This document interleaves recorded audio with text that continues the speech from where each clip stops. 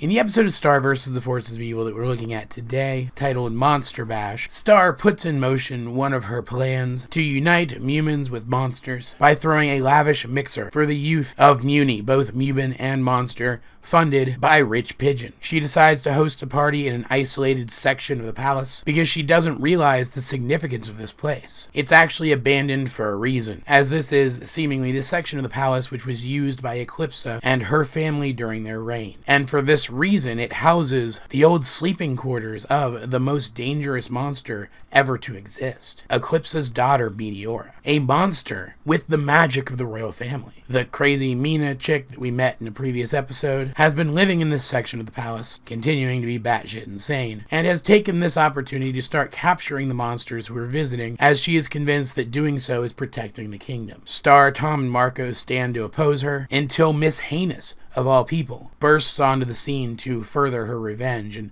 try to suck the essence out of Marco the same way that she does other princesses. It is here that we learn that those marks on Heinous' cheeks actually mean something. As the marks would suggest, she is a member of the royal family. She is in fact Meteora. She even starts to remember her past, seeing her old bedroom, and then even begins to start to adopt monsterish features. Though it's heavily implied that the reason she drains the life force from others is to subdue these traits. She is afraid of them or ashamed of them or something, and so she retreats. Mina is dealt with, the monsters are freed, and the situation is resolved, at least for the time being. But suddenly Star is left faced with all of this new knowledge, which completely changes the way she looks at the world. The implications of the idea that Eclipsa had a daughter, and that the current royal family knew about her, are huge. Right off the top of my head, I'm left wondering if they're even the legitimate royal family. Even if Eclipsa was deposed, wouldn't Meteora then have taken the throne? Is it only because she's part monster that she wasn't allowed to? This episode was fantastic. I understand completely why it was a full 22-minute special, and I think what's best about it is that it starts off innocently enough. It feels like just any other 12-minute episode of this show, in which the overarching plot of the season is going to be furthered a bit, but an individual story is still going to be told. We see that the young monsters and the young humans are mixing well. They don't seem to have the same prejudices as their parents. We even get some scenes where it is definitively shown that they have things to offer each other, even if at this point only on a personal level. The episode even sets up a main episode plot, so to speak, which seems innocuous enough, where Tom is kind of acting like a dick. He's been making a lot of progress lately, improving a lot as a person, but in this specific scenario, he seems to have taken a couple of steps back, and Star is finding him kind of annoying. I found him kind of annoying, and someone who didn't know beforehand that this was going to be a longer form episode might have thought that this episode would have resolved with Star confronting him about his behavior and him agreeing to work on it. Instead, this decoy plot is kind of left by the wayside, as we are slapped in the face by the Mina plot, only for the Mina plot to be left by the wayside pretty much as soon as Mina gives us the exposition that we need to understand that this place and this Meteora person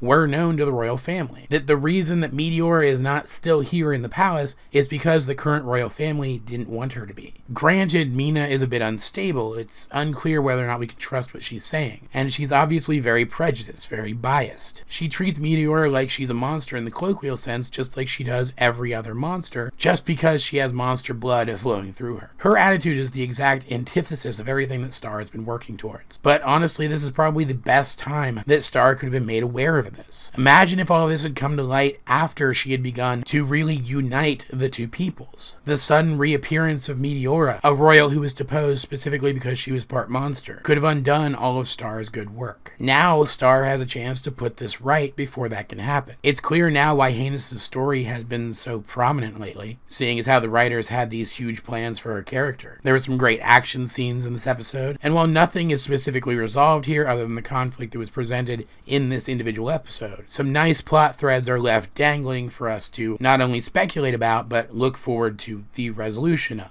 I'll be perfectly upfront with you guys. I kind of guessed a while ago that if Heinous was a member of the royal family, she had to be in some way related to Eclipsa, and my guess would have been that she was Eclipsa's daughter. There's just too much similar about them. Both of them appear to be members of the butterfly family, and both of them are in some way sequestered away from everything else. Now that Heinous remembers her past, or is at least starting to remember her past, I'm wondering what she's going to do, and I'm also very curious as to how Eclipsa is going to react to all of this. She wasn't featured in this episode at all, and that's obviously by design. I mean, Hernândez is Hernândez. She's obviously going to make some kind of play here. She's either going to try to take back what she sees as her throne, or she's going to try to get revenge for what was done to her. And I can't imagine that she's going to be peaceful about doing so. So I'm left wondering, will Eclipsa side with the rest of the kingdom? Will she fight to protect them? Will she talk her daughter down or even take up arms against her should she need to? Or will she side with her family? But then isn't asking whether or not she'll side with her family asking whether or not she'll side with Star? Isn't Star her family too? It's also worth asking, I think, exactly how powerful is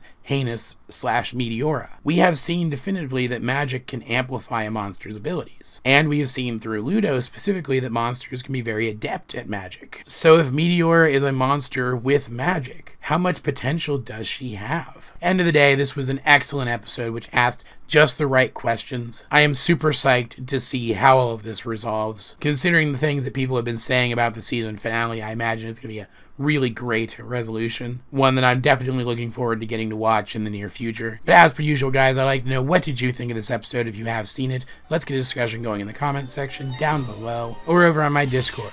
Link in the description. Either way, this has been AJ22, and I will talk to you guys later.